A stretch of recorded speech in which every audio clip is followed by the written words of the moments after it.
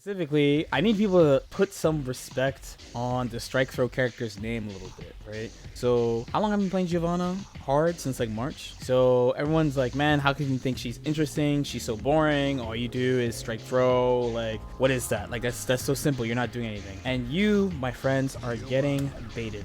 These type of characters are super interesting, I'm not gonna lie. The main thing you gotta remember too is usually I try to pick characters with like interesting mechanics and things like that, but you cannot forget the most important thing about strike throw characters. Unlike other types of offense, the strike throw character has to interact with the opponent is because in strike throw essentially only beats blocking. That's it. And strive is actually special, like throw beats DP and stuff like that, but throw basically only beats blocking in most games, where strike you use to beat everything else. So the exchange is not evenly weighted. So you have to judge actively against different opponents how they think of one or the other. Different players do it different ways. So some people, Days likes to use close slash and then like wait decently far and literally see if you're gonna twitch and then do something.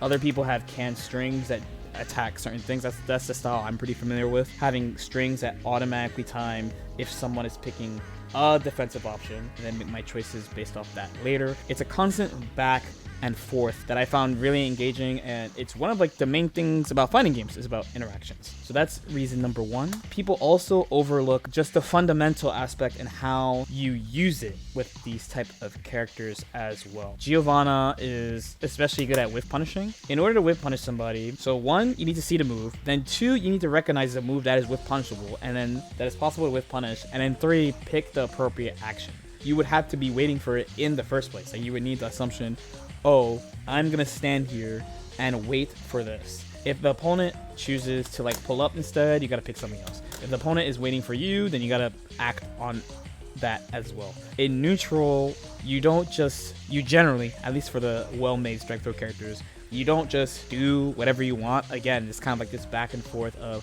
are you going to do something? Are you not going to do something? I'm going to use this to establish this. I'm going to see you do this, so this means this. It's a lot of this back and forth thing that I really enjoy. And then two, even if the toolkit seems really small or restricted, it doesn't mean you can't take that and extrapolate meanings in different contexts. So a really good example would actually be this move.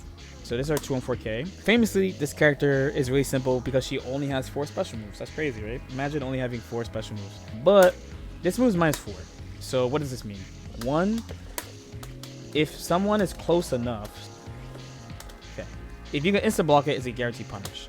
But it's 17 frames, and everything in this game has variable delay cancel windows. So it's hard to get that targeted, all right, here's where it's going to be.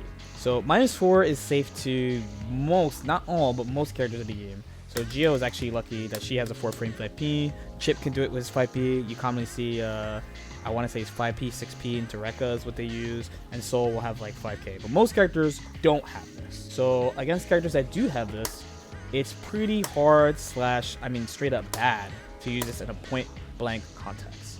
But against characters that have their fastest moves are slower than 4 frames, or even against the characters who are good at punishing this move here is much different. Here you're like 2 character lengths away.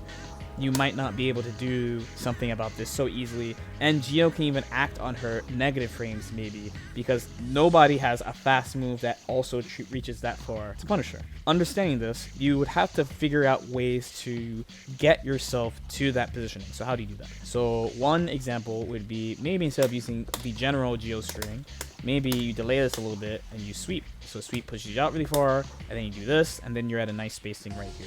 Two, for the characters who are looking for this to punish, you go into strings where you're not necessarily punishable. So again, this would be a good one, because this is actually -5, this move. So Soul and Chip and Geo can all punish with a move, even though you have the threat of this.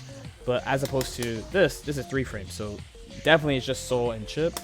You still have the threat of 2-on-4K, and then you're at a nice spacing. So the point is, despite the tools seeming to be really straightforward and simple, you can explore context against different characters, against characters' responses, to use the moves in interesting and different ways. That's kind of what I like about these characters. Like, they have good all-around-ish tools. You have to interact a lot with the opponent. You're playing like a pretty pure fighting game. Like, as opposed to Amelia, where when I'm in neutral, I'm like, all right, I'm super focused on what they can do and like what I have to avoid and what I have to target. But then once I hit them, I'm just going, bro. I understand and acknowledge. Once I hit them with sweep, it's sweep, H disc, boom, boom, boom. They don't play, I play. I do all the playing. Where these type of characters, once you get to your win condition, you still have to like engage for your opponent a lot, and I find that really fun. Even though recently they've been juicing up the strike throw characters a little bit, I still overall think that it's the most fair win condition.